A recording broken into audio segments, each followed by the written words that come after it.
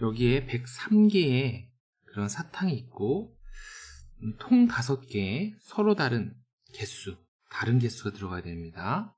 그렇게 담았대요. 근데 가장 많은 사탕이 들어간 통에는 적어도 몇 개가 들어가야 되느냐라고 되어 있습니다. 자, 먼저 103개라는 것을 5개의 통으로 집어넣는다고 하니까 제일 먼저 드는 생각은 103개가 아니라 만약 100개였다면은 이것을 5개의 통으로 집어넣는다면 20개씩 넣는 것을 먼저 1차적으로 생각할 수 있을 것 같아요. 자, 이렇게 20개씩. 그런 다음에 근데 이게 서로 달라야 되잖아요. 그렇죠. 그럼 100개라고 했을 때 서로 다른 그런 값을 갖게 하려면은 이 20을 기준으로 19, 그 다음에 18, 그리고 21, 22 이런 식으로 우리가 여기 있던 하나를 이쪽으로 주는 식으로 간다면 100이란 값을 유지하면서 그러면서 역시 서로 다른이라는 조건을 만족하게 될 겁니다. 근데 지금 이 문제는 100개가 아니라 3개가 더 남아있잖아요. 그렇죠. 그러니까 이 22개만 준다면 우리가 제일 가장 많은 사탕에 22개를 준다면 그 나머지 것들은 18, 19, 20, 21처럼 되는 것이 가장 최선일 거예요. 그런데 우리가 3개를 더 줘야 되기 때문에 누군가한테 3개를 줘야 되는데 이 작은 값에다가 3개를 주면 어때요? 얘보다 작은 값이 되지 않죠. 그렇죠?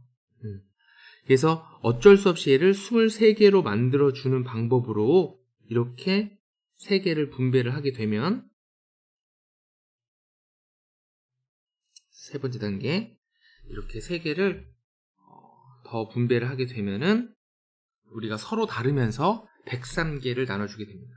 그래서 답은 23개가 가장 적게 되는 거예요. 자, 다시 한번 좀 얘기를 해볼게요. 첫 번째, 우리가 적어도 몇 개가 들어가냐라는 이 조건을 통해서 가장 큰 값이라는 걸 예를 들면 가장 큰 값을 뭐 70개 이렇게 주고 그 다음에 뭐 1개, 뭐 2개, 3개 그 다음에 뭐 나머지 있는 뭐 20, 뭐 7개 뭐 이런 식으로 줘도 사실 되잖아요. 자, 우리가 적어도라는 얘기는 이 70이라는 값을 어떻게 하면 가장 낮출 수 있을까를 생각한다는 겁니다. 그렇죠. 그러면 얘를 가장 낮출 수 있는 방법을 생각하는데 예를 들면 얘가 2단계 20개 정도면 어떨까라는 생각을 한다는 겁니다. 그러면 이 밑에는 이거보다 더 작은 숫자가 와야 되는데 이 작은 숫자가 온다면 19, 18, 17, 16 같은 경우는 이거는 무조건 안 된다는 거죠. 왜냐하면 이 103개보다 더 쉬운 값, 어림잡아서 100개라고 했을 때 자, 그래서 우리가 적어다라는 조건 때문에 1번이 나왔고 서로 다르다는 조건 때문에 2번을 생각했고 그 다음에 103개라는 값이 약 100개랑 가깝다라는 값에서 우리가 이게 한 20 정도보다는 크겠다라는 생각을 갖게 된다는 거죠. 그럼 21, 22 이렇게 한번 다 적용해 봐도 좋은데 네 번째 생각은 바로 우리가 어떤 것의 합을 만들 때 이놈이 다 같은 값으로 해놓은 값을 생각한 다음에 그런 다음에 이 값들을 여기서 하나 빼주고 여기 하나를 증가시키는 방법을 이용하는 방법으로도 이 같은 값을 계속 만들 수 있다는 거죠. 그렇죠? 마찬가지로 가운데 20을 두고 18 그리고 여기는 22 그 다음에 여기를 뭐 16, 24라고 둬도 가능하겠죠. 자, 그래서 이렇게 어림잡아서 20이 안 되니까 뭐 21, 22 같은 게 후보가 될 텐데 그 다음 생각으로 갖는 것이 바로 여기다가 1씩을 주는 이 5번을 생각하게 된다는 겁니다. 이게 대개 값을 만들면서 최소의 값이 22가 되도록 한다는 거죠. 그래서 3개를 더 줘야 되기 때문에 여기다 3개를 분산해야 되는데 어쩔 수 없이 가장 큰 값에다가 3개를 나눠줄 수밖에 없다. 이런 얘기였습니다. 자, 이 문제를 풀 때 굉장히 다양한 수학적 아이디어가 쓰였는데요. 아주 좋은 문제고 좀 어려운 문제기도 했죠. 자, 좀 다시 한번 좀 정리를 해보겠습니다. 어려웠습니까?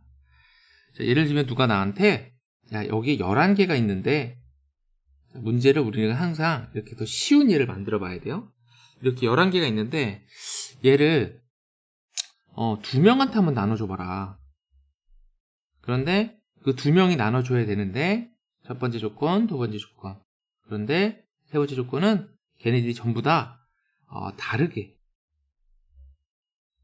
나눠줘야 된다. 그러니까 아까 문제랑 똑같은데 개수만 좀 줄인 거예요.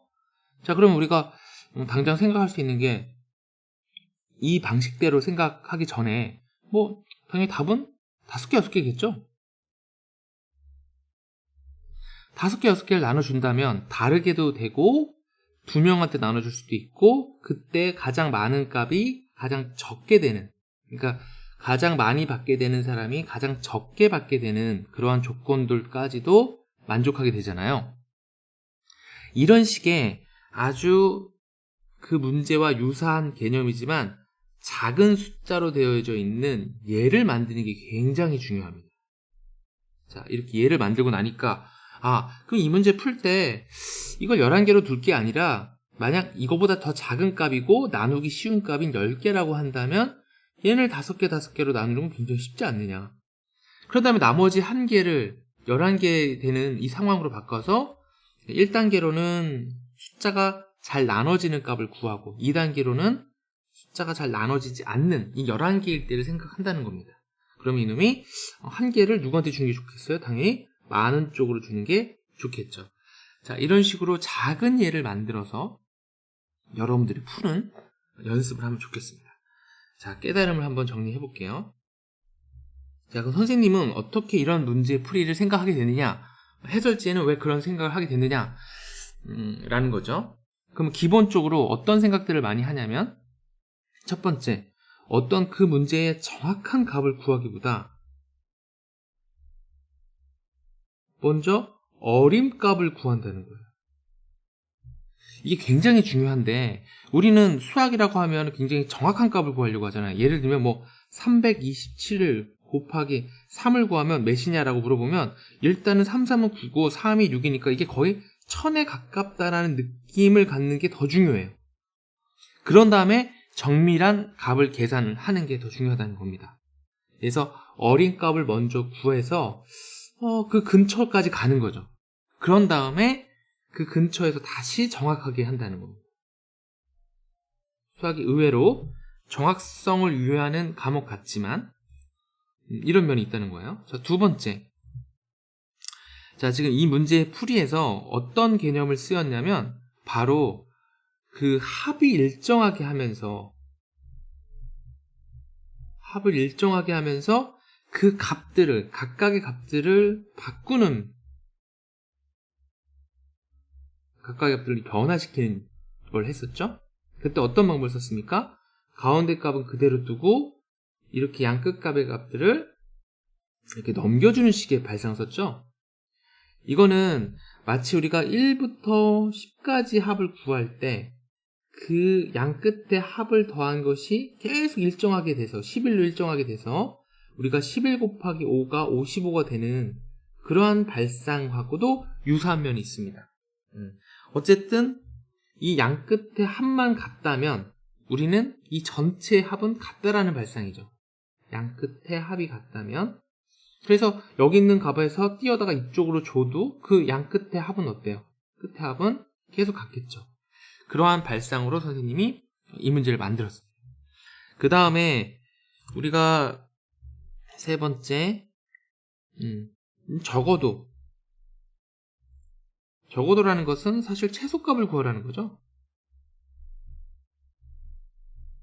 그렇죠? 지금 여기서 적어도라는 값을 구할 때 이 22라는 값이 안 되잖아, 103이. 이거보다 더 조금씩 커지게 돼야겠죠. 이 실험을 해야 된다는 겁니다. 그래서 적어도라는 값을 구한다는 건 최소값을 구하는 것이고, 최소값을 구하기 위해서는 안 되는 것부터 실험을 해 나간다는 겁니다. 자, 아주 중요한 문제였고 좀 많이 어려웠는데 오늘 문제 다시 한번 여러 번 풀어보면서 설명을 할 수 있도록 선생님이 이 깨달음들을 이 풀이를 한 도중에 계속 말로 설명하면서 풀 수 있도록 한번 해주세요.